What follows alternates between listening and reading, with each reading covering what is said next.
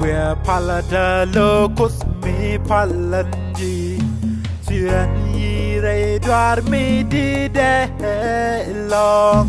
Chirawana rei dwar mi lot salabiti mata Langa chilo kunnal yudi hadwom Chichoga chirei twang mi di kablat jangadu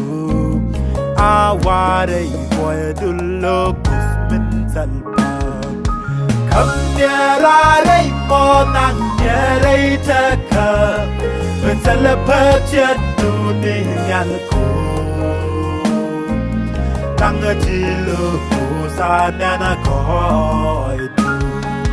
Kam nyarai mo nang nyarai taka Min salapa chatu ni nyalku Tanga chilo kusa nana koi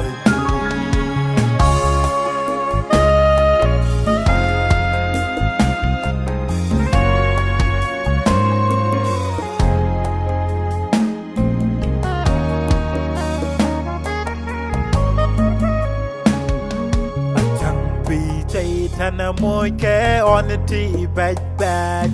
A jang bi chay thana moy ri dial we mon Me thang lang upon you re wa bi yada wa ni nyal Me ta kerik Ma cholejin diogandin Ko chin luak ta lo kos pale ai ka Lang a chilo diogandin Anana goi Kam nyarai mo nang nyarai taka Min salapa chatu ni nyalku Tanga chilo kusa nana koi Kam nyarai mo nang nyarai taka Min salapa chatu ni nyalku Tanga chilo kusa nana koi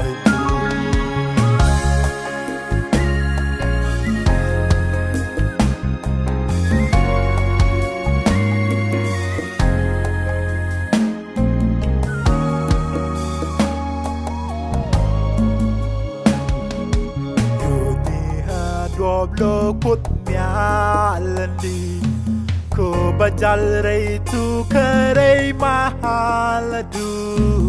Kam nyara rei mon mi taten rei wa Akun nyalabum Tura teke Aloy du ko che ke o anjang Jang nia ka o chabi tiame Kam nyarai mo nang nyarai taka Min salapa chatu ni nyalku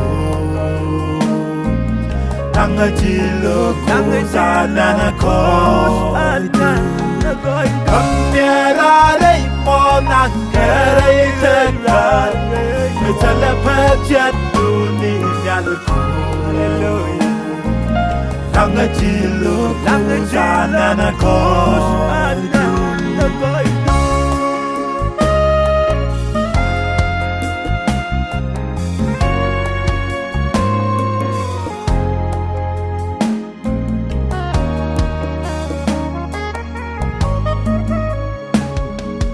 Tengalo kunnal kaloi tu kojke Koe antan mi guridor kaji Chẳng thalami jag loi du ka tet re len ni ka Tan ni ke phai loj Ka halo kunnal Ko chalani ji ke chang ke ne war Ko ji ke phai loi lo kus pale hai ka Kam nyarai mo nang nyarai taka Min salapa chatu ni nyalku Tanga chilo kusa nana koi Kam nyarai mo nang nyarai taka Min salapa chatu ni nyalku Tanga chilo kusa Jana Kosh